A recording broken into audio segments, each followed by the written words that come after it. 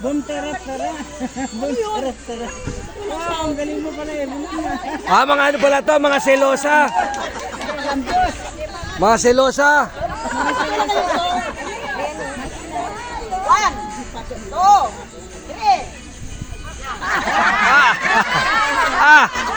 Kayo pala yung manggagapang ha.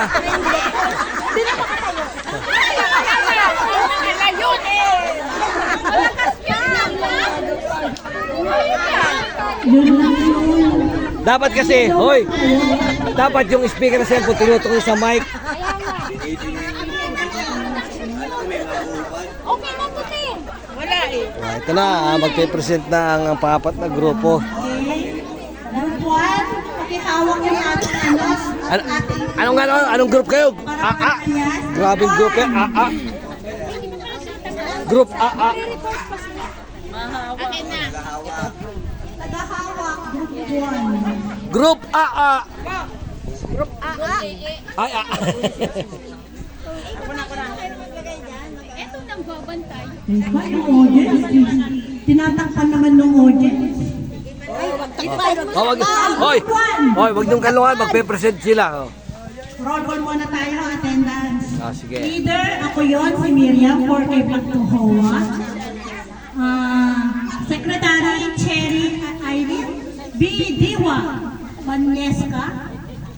Asuncion Donato, UAE, Black 1. Upper Everlasting. Dito kayo, group 1. Sila ate Presi pala tulong. Janet Laureta at Nea Black 2. Pakitaas mo yung kamay nyo para makilala po kayo. Ulitin natin. Asuncion Donato, upper, Sa likod po. Everlasting Black 1. Pakitaas po yung kamay, bawa po kayo dito. Janet Laureta at Thea. Janet. Sino si Janet? Nawawala, absent. Umuwi na. Merlinda Razonable. Siya po. Marlene Mustales. Ako yun. Siya po. Nakagulat ka na. Mustales. Evelyn Pamplona, Dakila Black 1. Ayan. Dancer Manuel. Hara Nastain. Rosaville. Hindi nyo na itatanong, si Evelyn, dating macho dancer yan. Nag-convert lang naging babae. Marvin, Upper Everlasting, Black 4. Ako nga yun. Socorro Sarado, Black 2. Dala-dalawang taon. Okay, good morning po. Sana ako uli yun. Ako uli yun. Reflecting po sa Rosaville Hoa, Upper Everlasting, Black 1. Number 2, yung fund. Number 3 is renter and sharer, priority 4. Nakabili ng lote, 129 hectares. Ano to? So ngayon, yung reflecting namin, mapag-usapan dito sa Rosaville, kasi undergo pa sila sa Rosaville Hoa. Rosaville Hoa. Ma'am Hara, can you explain po kung bakit na ano pa kayo sa Rosaville na hindi pa po kayo nare-reblock? Mamali na kami naman dyan. Mamali po kayo dito. Tuloy na. Ikaw ang Okay, sana lahat kasi Sige, yung requirements po, gagawin po nang hindi pa nakakapag-reblock ang submit requirements, approved subdivision kasi community development plan, yung registration po natin sa NGC, tapos yung DSUD. At saka pwede rin po natin gawin yung self-reblock. Ano ba talaga spell ng disod? So ngayon, sino ang gagawin? Hindi pa mali pala yung isa doon. COA officer. DSUD. Coordinate ng barangay. Ito talaga yung tama. Yung self, kung ikaw yung magse-self-reblock, sa reblock yung sa Debe- share ano? po yung manggagaling. Halimbawa, ako yung Social beneficiary. housing. Gusto ko na ma-reblock ng lugar ko. Urban development. Pwede po. Ito talaga yung tamang spell. Para wala po tayong gastusan. Abbreviation ng Ngayon kailan? Upon approval, requirements from concerned agencies. Dahil submit na natin Yes, yung hood, documents ano? natin. So ngayon, muna isubmit na ito at under process, sana sa May 31, makuha natin yung approval ng mga concerned agencies. Ano kailangan? Inter-agency meeting with HOA.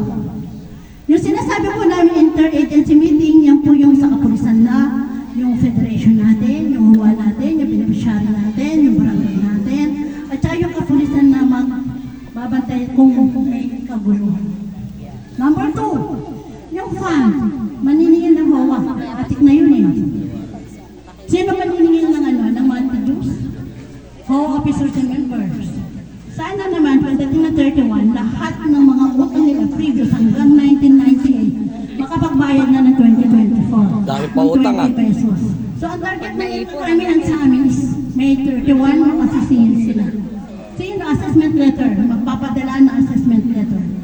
Yung bang ano, computation, statement of account, kung magkano po yung utang ng bawat beneficiary. Tapos, dapat yung president, yung treasurer, at saka isang BOD, konting pasensya, konting pagpapababa, patient, para hindi tayo makaaway ng ating diplomasya, member. Tapos, yung renter share o yung priority 4, na meron naman tayong Harmony Hills, hihingi po tayo ng endorsement at kukolektahin po natin ito sa ating mga ano, sa HOA natin kung sino-sino yung sharer. At kung sino-sino talaga yung naging priority 4 na hindi nabigyan ng allocation. Na pwede naman natin i-endorse sa Harmony Hills.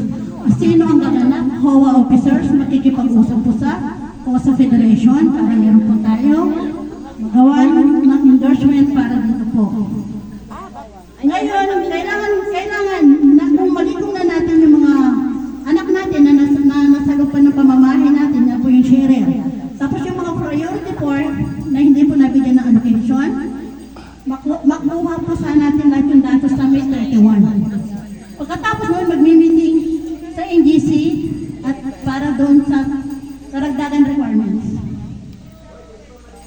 Tapos President, yun ang HOA. Kailangan po natin.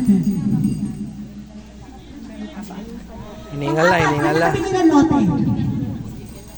So ngayon yung nakabili ng lote, kailangan kausapin. Imbitahan ng maayos. Para yung nakabili at saka yung bumili, mag-usap. Kausapin ng nakabili. Yung nakabili, tsaka yung kasama bumili. yung nagbenta. Sabi ng nakabili at ang Yung nakabili at saka nagbenta. nagbenta ko. Oo, nakabili at saka nagbenta.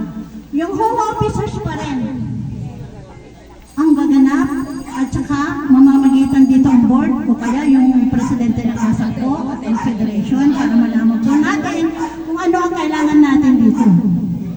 Yung kailangan natin ng mga requirements. Kailangan din silang fully paid yung mga nagbenta. Baka mamaya hindi fully paid ang mga monthly dues nila kung ano yung obligasyon nila sa HOA tapos na-ibenta nila yung kanilang rights. Yung kanilang allocated lots para sa kanila. Ngayon, ang target namin din ay yung May 31. Lahat ng un-issue May 31. Dapat magawa namin. Tapos yung number 5, ang problema namin mga tunay kasi isa na ako din. Pati tituluhan papaano ang proseso. Yan. Tapos yung po sa Federation and HOA officers, kailangan din pong mag-usap at i-schedule bago mag-May 31 para mapababaan. Dapat lahat ng mga obligasyon nila, pati yung pagbabayad sa lupa, halimbawa, ito 35 square meter is magkano? 28,000 lang yata sa 24,000 plus. Dapat yung 24,000 plus mabayaran na. Yung 60 square meter is 48,000. Dapat mabayaran na, huwag na natin antayin yung 25 years to pay. Para makamove. So ito po yung aming 5 years na kami. 5 years, meron po kasi ng 25 years. Cash basis, may 20% discount. So, ito nga po yung grupo namin. Group 1, 1, 2, 3. Tandaan. Okay. Group, aha. Sige nga po. Kala ko uha eh. Uha. Aha. Palakpakan, marami palakpak. Ayan. Group 1, aha. Uha. Pero depende sa edad. Group 4. Group 4 na naman sila. Ano ang pangalan? Ha? Masisipag. Sila kasi mahirap. Okay, ang chairs nyo.